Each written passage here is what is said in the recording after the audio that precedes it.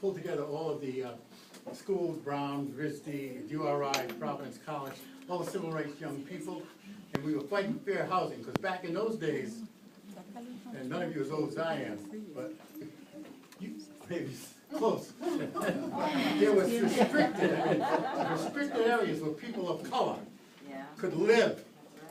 You could not live in places. I mean, it was that bad. It was a designated spot where you had to live. You couldn't move out of those neighborhoods. So we fought hard for that fair housing stuff. And we finally won. We slept in the State House, we did all that stuff. Then I said, oh my God, all that stuff in the South. I said, I feel compelled to go and do something. So I went twice. Once was a spring break. I went down there for a month when they were organizing, Dr. King was organizing voters in Atlanta, because they wanted Atlanta to be the beachhead for the civil rights movement. Mm-hmm. So about 100 or so students went there. We registered lots of voters, and that was my first. That wasn't too dangerous, but it was scary, but it wasn't too dangerous. But then in 1965, the year I graduated, that was the year that the Voting Rights Act had just been passed. But just passing legislation doesn't mean it's going to happen. You got to test it, you got to challenge it. And what had happened was the act was passed, but in the South, in the Black Belt counties of the South, there still was not, people could not register to vote for a whole host of reasons. And so Dr. King organized what he called a project to register voters to challenge the civil rights, the Voting Rights Act of 1965. 375 or so of us students all converged down in Atlanta for a whole week with Dr. King by Rustin, you name it, all Shuttlesworth, everybody you could think about. Andrew Young, in fact, Andrew Young was my first boss working there. And then we were all given lessons in nonviolence, and some people couldn't take it, they had to leave. Then we were sent out to different counties. There were 7 of us, 6 Brown University students and myself. We've learned all about how to go about organizing. That's when I really got into organizing big time.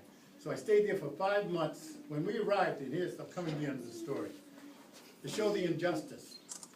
When we arrived in that county, there were over 6,000 black Americans that were eligible to vote. And there were only 113 that were registered to vote. And you could only vote on the first Monday of every month between the hours of 9 to 3. And if you registered to vote, you registered at the courthouse where the Klan was all gathered, sitting around. Oh, Lord. And so the intimidation was crazy. So it was our job to stimulate, to connect with the leadership there, and to galvanize the community. And the 7 of us, we did that. We did all the things you read about in the paper. We organized, we got beat, we got thrown in jail, but that allowed us to contact the federal government to bring the troops in to protect the voters in order to get. And we just worked it, and it wasn't so much our courage, because it was the people there that had to live there after we left. Yes. In fact, I was mentioning to George, I said, I was giving a little speech to some students up at Brown, and one of the students said to me, gee, where's Mr. Van Leesten? How did you have courage? What kind of courage did you have to go do that? And I sat back and I said, you know, I said, there's a thin line between being courageous and crazy. Very thin. I didn't know what I'm talking about. But basically, we registered, when we left, we had registered over 1,700 voters. Wow. And that was happening throughout the South. So here's the end of my story. So when I can wake up in the morning and I can see a black president of the United States. Amazing. I look at him with a sense of pride because I'm a black man. But I look at him out of a sense of pride for America and what that means in terms of what we represent as a democracy to the world. We've strengthened our hand.